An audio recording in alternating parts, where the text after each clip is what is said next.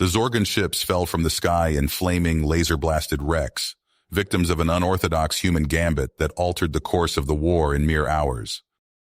Only a day earlier, Supreme Commander Pixis of the Rakari had grimly surveyed the battlefield on planet Zathara. His forces were on the brink of collapse against the overwhelming Zorgon assault. Millennia ago, the technologically advanced Rakari had conquered dozens of star systems in an unstoppable expansion. But now, after decades locked in a brutal stalemate with the equally mighty Zorgon Empire, crushing defeats seemed inevitable. Pixis was out of options, out of time, and almost out of hope. In a final, desperate gambit, Pixis had secretly hired Jake Bailey and his small team of human mercenaries to somehow turn the tide. The Supreme Commander was highly skeptical that the handful of humans could accomplish anything against the vast Rakari and Zorgon forces clashing on the planet. The aliens' advanced technology and weapons made the human mercs seem primitive and outmatched by comparison. But Jake had a plan. The wily mercenary leader saw that the Zorgon's aerial superiority was decimating Rakari defenses. He proposed using experimental EMP missiles to neutralize the Zorgon ships. Pixis vehemently objected to the unorthodox strategy, but Jake insisted it was their only chance to avoid total defeat. Under cover of a diversionary Rakari attack, the mercenaries snuck to high ground near the Zorgon airfield. They jury-rigged a makeshift launch system and fired a barrage of EMP missiles. Streaking across the sky, the projectiles detonated in blinding flashes of blue energy that fried the circuitry of dozens of Zorgon attack ships. The craft plummeted to the ground in flames. Seizing the brief advantage, the mercenary team launched a lightning raid on the main Zorgon command post. Using human weapons and tactics the aliens had never faced, Jake and his soldiers tore through the enemy defenses. In a fierce firefight, they took out the Zorgon commanders, throwing the invaders' forces into chaos. Pixis watched in stunned disbelief as the Zorgon assault crumbled. The rallied Rakari troops surged forward, routing the invaders within hours. The humans had done the impossible, snatching victory from the jaws of certain defeat and turning the tide of the war in less than a day. The once skeptical Pixis now saw that there was more to the human mercenaries than he had assumed. Their courage, tenacity, and unorthodox thinking had just altered the destiny of the Rakari. Perhaps despite the aliens' vaunted technological superiority, these remarkable humans possessed the key to prevailing against the Zorgons once and for all. In the war room of the Rakari flagship, Supreme Commander Pixis paced before a holographic display of the Zathara battlefield. The red markers representing Zorgon forces were in full retreat, while blue Rakari units surged forward in pursuit. It was a sight Pixis had scarcely dared to hope for mere hours ago. The door hissed open, and Jake Bailey strode in, his battle-scorched armor still bearing the marks of the fierce fighting below. Pixis turned to face the human mercenary leader, his expression a mix of grudging respect and lingering disbelief. "I'll admit, Bailey, when you proposed this plan, I thought you were insane," Pixis said gruffly. "But your team's actions today were nothing short of extraordinary. The Rakari owe you a great debt." Jake shrugged, a half-grin on his stubbled face. "We were just doing our job, Commander, and we're not finished yet." Pixis nodded slowly. "Agreed. Your unorthodox strategies have proven effective against the Zorgons in ways our traditional tactics never have. The High Council has authorized me to fully integrate your team into our military operations moving forward." He tapped a control panel and a series of glowing target markers appeared on the holomap. "These are key Zorgon strongholds that have long stymied our efforts to break their lines. I want you and your mercenaries to work with our special forces units to plan and execute strikes against these targets. Your methods will be crucial in keeping the Zorgons off balance." Jake studied the map intently. "We'll need to train your troops in our techniques. Joint operations will be vital." "Whatever you require," Pixis said. "I'm promoting you to a command position, effective immediately. You'll have access to our best warriors and resources." Over the following days, Jake and his mercenaries worked closely with the Rakari Special Forces, teaching them human combat tactics and advanced guerrilla warfare techniques. The training was intense, the alien soldiers pushing themselves to master the unconventional methods that had proven so effective on Zathara. As the Joint Strike teams began launching daring raids against Zorgon outposts and supply lines, the invaders found themselves reeling, caught completely off guard by the ferocity and unpredictability of the human Rakari attacks. Key bases fell in swift, bloody assaults, while critical supply convoys were ambushed and destroyed. Jake's boldest operation was the capture of a major Zorgon logistics hub on the moon of Kaldros. In a meticulously planned attack, the joint mercenary and Rakari force sliced through the base's defenses, seizing control of the facility and its vast stockpiles of fuel, ammunition, and spare parts. The loss was a devastating blow to the Zorgon war machine, choking off vital resources to their frontline troops. But the Zorgon High Command was far from defeated. Enraged by the string of setbacks, they turned to Kravex, their most cunning and ruthless warlord, charging him with the annihilation of the upstart human mercenaries. Kravex set his trap on Noxus Prime, a geologically unstable moon racked by volcanic activity. Feeding false intelligence about a hidden Zorgon superweapon to Rakari spy networks, he lured Jake and a hand-picked team of his best fighters to the remote world, seeking to draw them into an inescapable kill zone. As the mercenary ship descended towards the landing coordinates, Jake couldn't shake the feeling that something was wrong. The intel had come too easily, the promised prize too tempting. But with the potential to end the war once and for all, he knew he had to take the risk. The ambush was sudden and brutal. The moment the ship touched down, a massive Zorgon force led by Kravex sprang from concealed positions across the rocky terrain. Plasma bolts and missiles shredded the mercenary craft, forcing Jake and his team to bail out as the vessel exploded behind them. Outnumbered 10-1, the mercenaries fought with desperate skill, cutting down waves of Zorgon attackers with precise fire even as they fell back towards the only cover in sight, the gaping maws of the moon's volcanic tunnels. Jake hurled a plasma grenade into a cluster of charging Zorgons, buying precious seconds for his squad to tumble into the lava tubes. But even as they plunged into the oppressive heat and darkness, he knew this was only a temporary reprieve. Magma bubbled and hissed mere meters away, the tunnels shaking with each new eruption from Noxus Prime's unstable core. Kravex's forces boiled in behind the mercenaries, heedless of the hellish conditions, intent only on the kill. As the walls shuddered and magma sprayed from widening fissures, Jake realized they were trapped between two equally deadly foes, Kravex's hardened warriors and the rapidly building geological fury of the moon itself. They needed an escape route, and fast, before the entire tunnel network collapsed into a molten grave. Miles above, on the bridge of the Rakari flagship, Supreme Commander Pixis watched the disaster unfolding on Noxus Prime with a mounting sense of dread. The mercenaries' life signs were fading one by one, Jake's comlink dissolving into static as the moon's electromagnetic field went haywire. Pixis's talons stabbed at the comms panel. "Bailey, report. What's your status?" Nothing but hissing white noise answered him. The Supreme Commander slammed a fist on the console, his mind racing. To send a rescue force to the surface now, with the Zorgons swarming and the moon tearing itself apart, would mean near-certain death for dozens of Rakari soldiers. Casualty rates he could scarcely afford with the climactic offensive he had planned approaching its critical juncture. But to abandon the mercenaries, the humans who had already given so much to the Rakari cause, whose skills and leadership could yet prove the key to final victory. It felt like a betrayal of everything they had fought and bled for together. Pixis's gaze dropped to the countdown timer on the holomap, the blood-red numbers spelling out the mercenaries' rapidly dwindling chance of survival. The Supreme Commander screwed his eyes shut, the weight of the impossible choice threatening to crush him. On the hellish surface of Noxus Prime, with magma surging towards them and Kravex's forces closing in for the kill, Jake and his battered band of warriors readied their weapons for a final stand. The human mercenary leader knew the odds of rescue were virtually nil.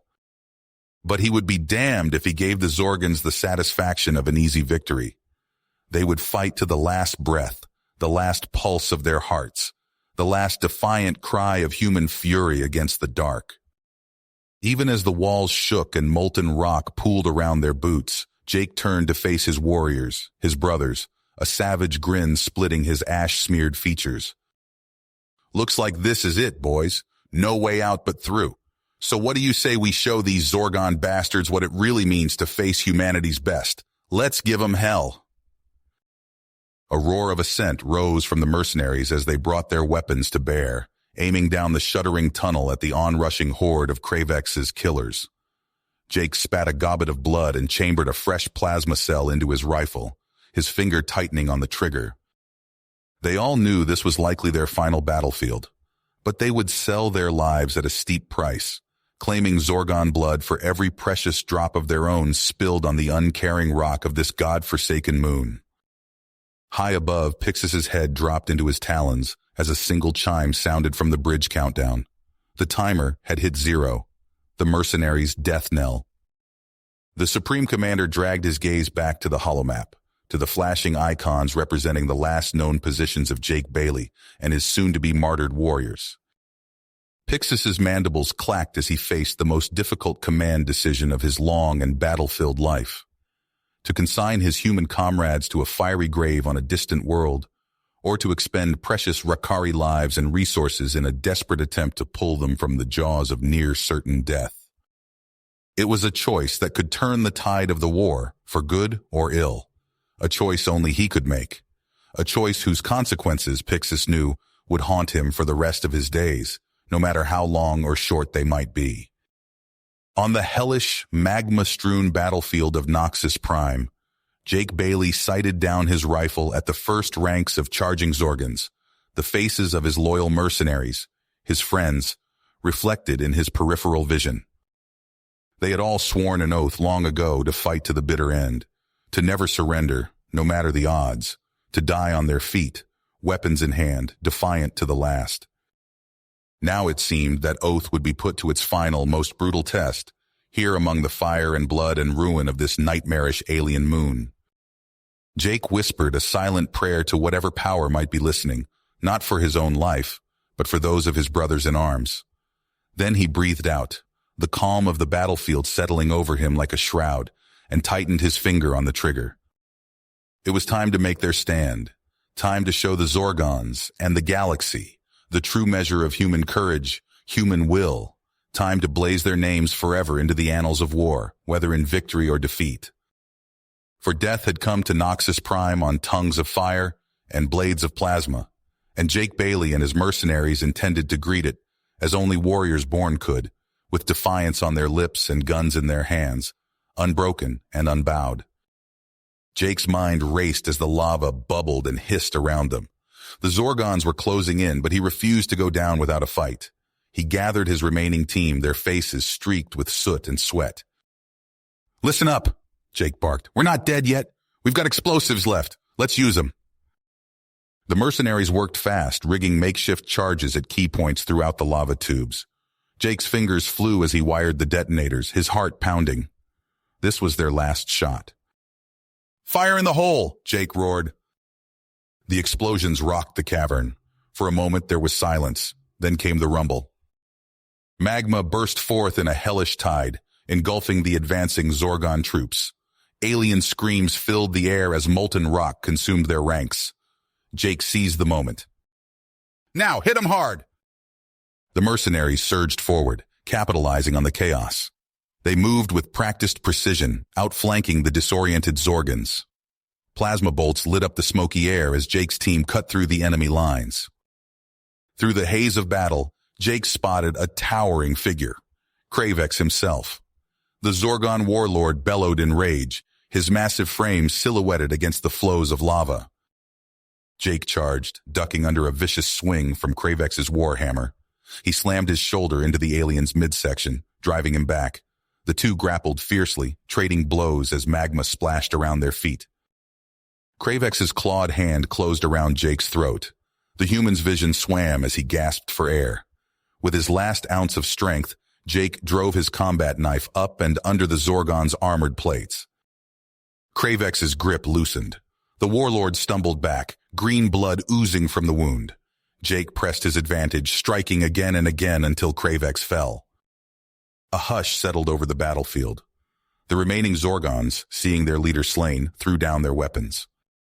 Word of the improbable victory spread rapidly. On the Rakari flagship, Pixis received the news with amazement. He immediately dispatched reinforcements and supplies to support Jake's team.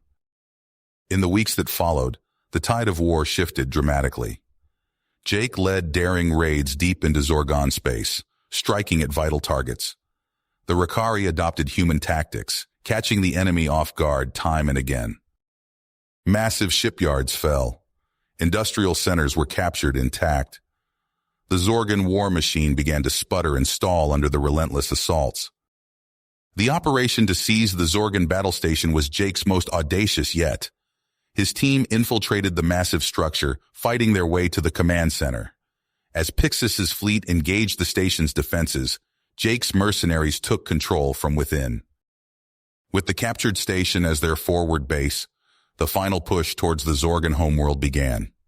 Jake led the vanguard of the invasion force, ready to strike the killing blow.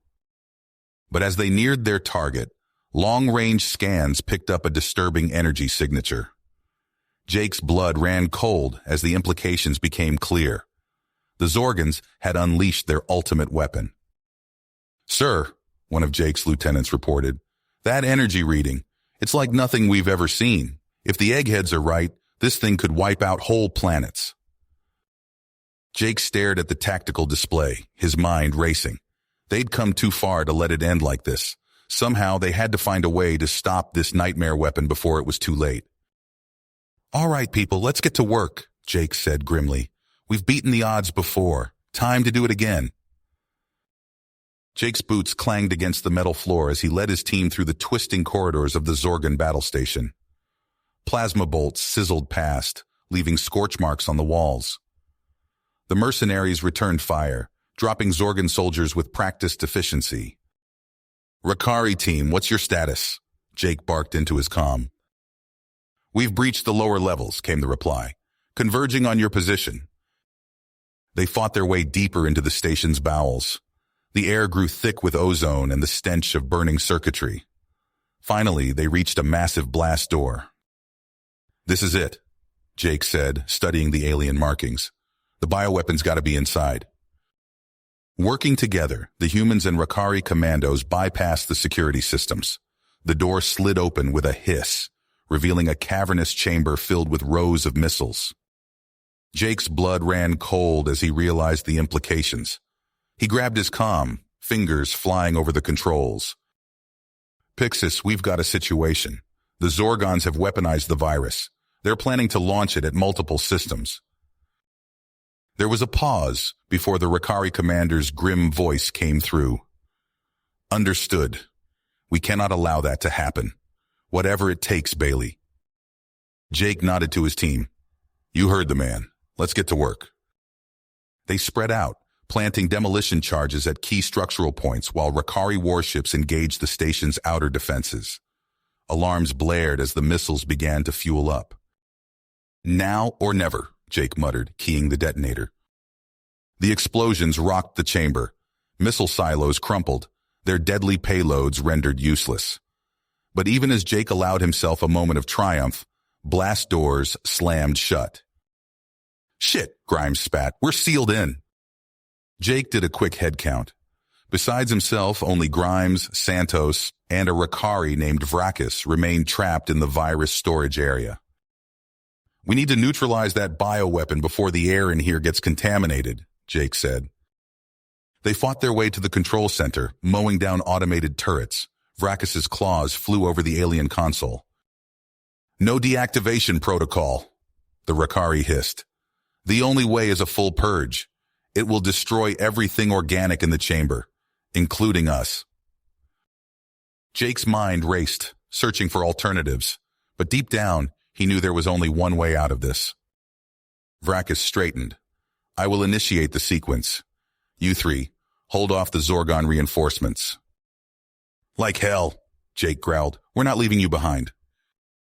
But the Rakari was already moving. Jake cursed and took up a defensive position with Grimes and Santos. Zorgon troops poured in, and the air filled with the sounds of battle. Jake's rifle clicked empty. He dove for cover, fumbling for a fresh mag. From the corner of his eye, he saw Vracus slump over the controls. "It is done," the Rakari wheezed. "Go, now!" Jake shook his head. "Not without you." The last thing he saw was Grimes's apologetic expression before something slammed into the back of his skull. The world went dark. He came to on the floor of a Rakari shuttle, the station rapidly shrinking behind them. Pixis's fleet was moving in for the kill. "Where's Vracus?" Jake demanded. Grimes and Santos exchanged a look. "I'm sorry, boss. We had to make a call." Jake slumped back, the weight of their victory feeling hollow. But as Pixis's voice crackled over the comm, ordering a final push against the Zorgons, he knew their sacrifice had not been in vain. The war wasn't over, but for the first time Jake allowed himself to believe they might actually win this thing. The Zorgon homeworld loomed large in the view screens as Pixis's fleet dropped out of hyperspace. Jake Bailey stood on the bridge of the Rakari flagship, watching as the combined armada unleashed its devastating barrage. Streams of plasma fire rained down on the planet's surface, punching through atmospheric defenses and leaving craters in their wake. Explosions blossomed across continents as key military installations went up in flames. "First wave, prepare for drop," Pixis announced, his mandibles clicking with tension. Jake nodded to his team of battle-hardened mercenaries. They strapped into their drop pods, weapons at the ready. The countdown began. 3, 2, 1, launch. Jake's stomach lurched as his pod shot out of the ship, plummeting through the turbulent atmosphere. The metal shell glowed red-hot from the friction. Around him, thousands of other pods streaked towards the Zorgon capital. Anti-aircraft fire erupted from the ground, filling the sky with deadly flak. Several pods exploded mid-descent, their occupants vaporized instantly. Jake gritted his teeth as his own pod shuddered violently, nearly thrown off course. With a bone-jarring impact, the pod slammed into the outskirts of the sprawling alien metropolis. The hatch blew open and Jake emerged, plasma rifle raised. All around him, the city was chaos. Rakari troops and human mercenaries poured from their pods, immediately engaging the Zorgon defenders. Energy weapons lit up the smoky air as the two forces clashed. Jake spotted a group of Zorgon shock troopers setting up a heavy weapons emplacement. "On me!" he shouted to his nearby squad. They sprinted from cover to cover, dodging plasma bolts. A deafening explosion rocked the street as Jake's team took out the Zorgon position. But there was no time to celebrate. More enemy troops were already converging on their location. "Push to the spaceport," Jake ordered, gesturing towards the massive structure looming in the distance. "We take that. We control the city." The mercenaries fought their way through the alien streets, every block a bloody struggle. Zorgon snipers picked off stragglers from windows and rooftops. Armored vehicles rumbled into intersections, spewing death. Jake's comm crackled. "Bailey, we're pinned down on 7th and Central." It was Grimes, his second in command. "Need immediate support." "On our way," Jake replied, signaling his team to change course. They rounded a corner to find Grimes's squad trapped in a bombed-out building, surrounded by Zorgon troops. Jake's team opened fire, catching the aliens in a crossfire. As the last Zorgon fell, Jake moved to join Grimes. He never saw the grenade arcing through the air. The world exploded into blinding light and searing pain. Jake felt himself thrown backwards, his body on fire. The last thing he heard before darkness took him was Grimes's frantic voice.